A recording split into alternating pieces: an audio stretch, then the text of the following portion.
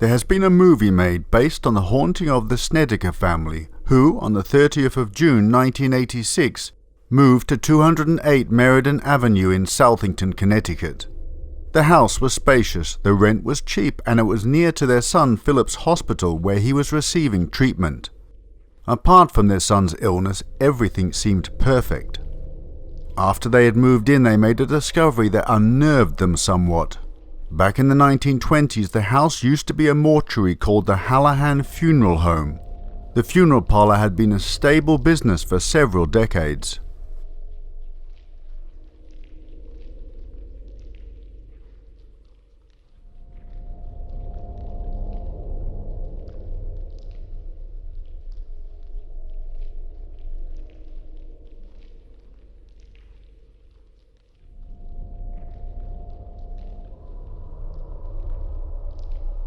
The family included 3 sons, ages 13, 11 and 3, the 2 oldest being Carmen's by a previous marriage, and a 6-year-old daughter. 2 nieces would later follow.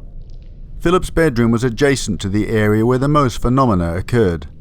Soon he reported seeing ghosts, although his parents say they first attributed this to the cobalt treatments he was receiving for Hodgkin's disease. Philip's personality changed drastically. He began wearing leather, developed an interest in demonology, and even reportedly broke into a neighbor's home, telling his mother he wanted a gun so he could kill his stepfather.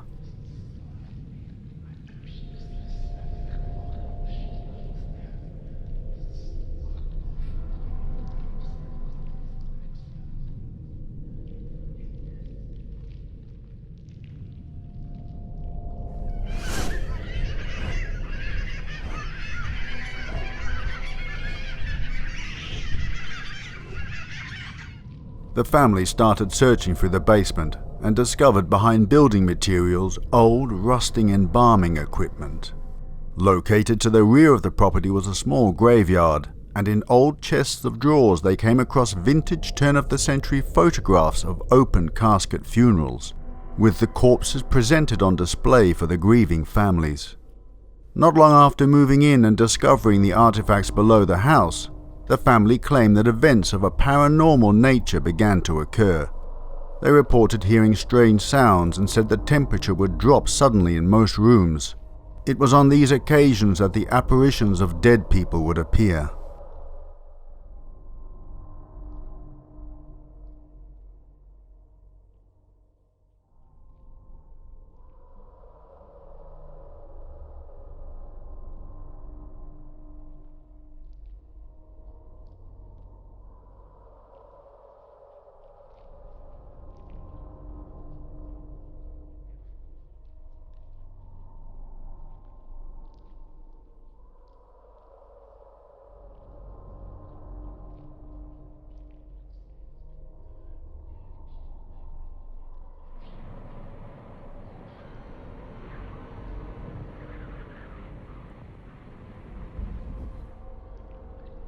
According to Carmen, the haunting started from the very first night they moved into the house.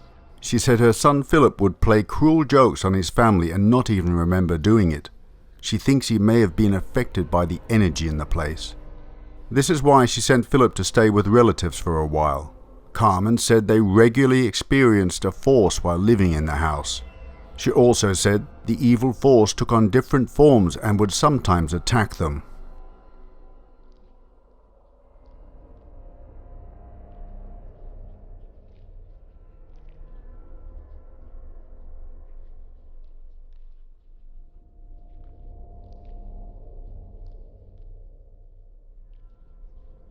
On an interview on CNN, Carmen said that her son Philip had told her from the day they moved in that the house was evil, and that he could hear voices.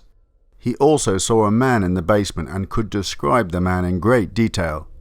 Carmen then went on to say that she also witnessed a ghostly hand going up her niece's nightshirt.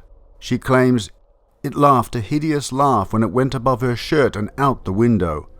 When the presenter asked her why she stayed in the house for a couple of years, Carmen said, "Well, it was the kids being tormented. I was unaware of it."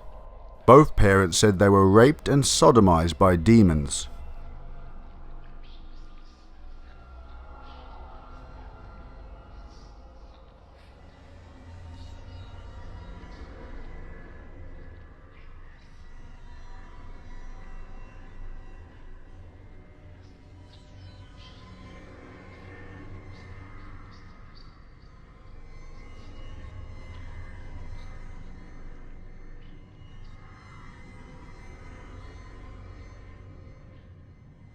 There have been accusations that what Carmen's niece had felt from an unseen hand was actually Philip fondling the girl as she slept. Stephen, as he is called in the book, was taken away by the police that afternoon. He was questioned, at which time he confessed that he had been fondling the girls while they slept at night, and that he'd attempted unsuccessfully to have sex with his 12-year-old cousin. He was later taken to the juvenile detention center, where a psychiatrist diagnosed him as schizophrenic.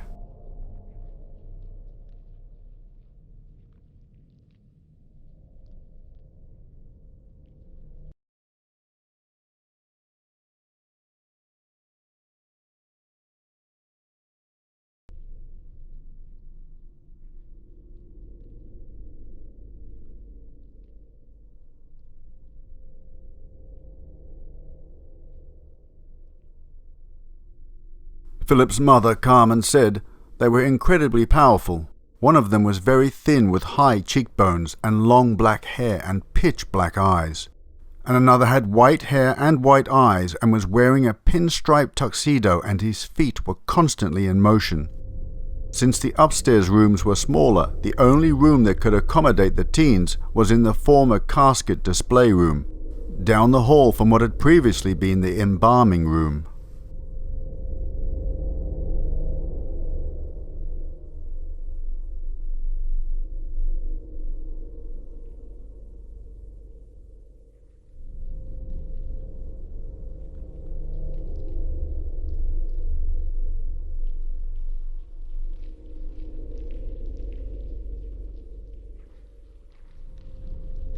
Their son Philip suffered from cancer of the immune system, and the reason for the move was so he could be closer to the hospital where he was being treated. Mrs. Snedecker says she was never told that the home was previously a funeral home upon moving in, and she said she never went into the basement due to renovation materials blocking the stairway, and so only found the embalming equipment after they had moved in. However, the former owner and in-house neighbor denies her claims and says she was fully aware before moving into the house.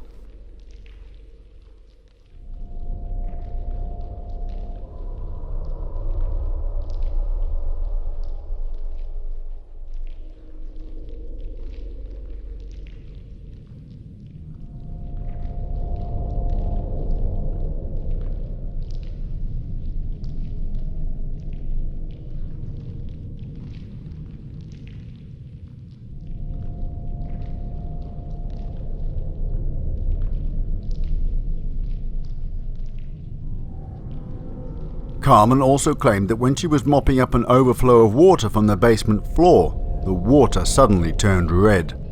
Also that the dishes used to put themselves away, and the lights would appear to be flickering on and off even when the light bulbs were removed. The younger son, Bradley, apparently did get spun around uncontrollably by invisible forces on the mortuary gurney. And they also found toe tags and head tags and other personal items of the deceased, events which were also portrayed in the film. In the film it showed Philip attacking his cousin.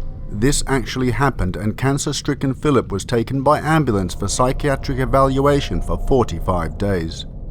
Philip was also diagnosed with schizophrenia after repeatedly mentioning that spirits were talking to him. His family said he'd become distant, dark and violent after moving into the house.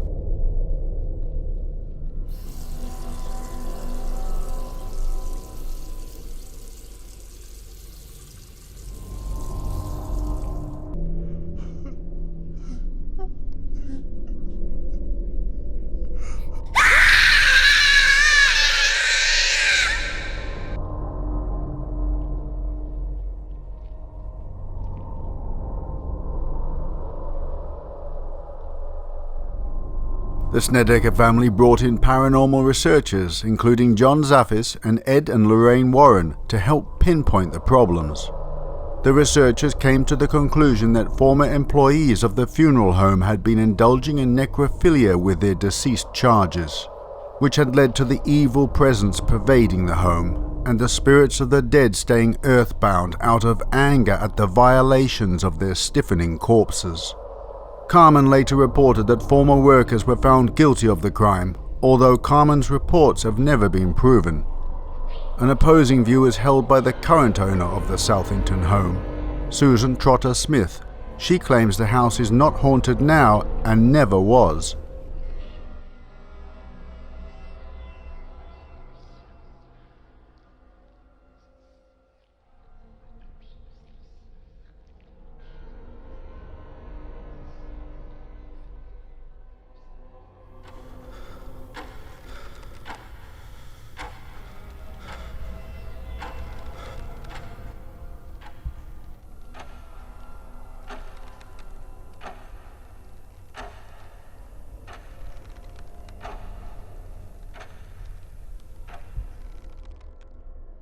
Philip Snedecker's cancer went into remission and had not yet resurfaced at the time of the movie's release. He had been working as a trucker and had 4 children. Unfortunately, his cancer returned and ultimately claimed his life on August the 9th, 2012. He is buried in the Wilson Cemetery in Elizabethton, Tennessee.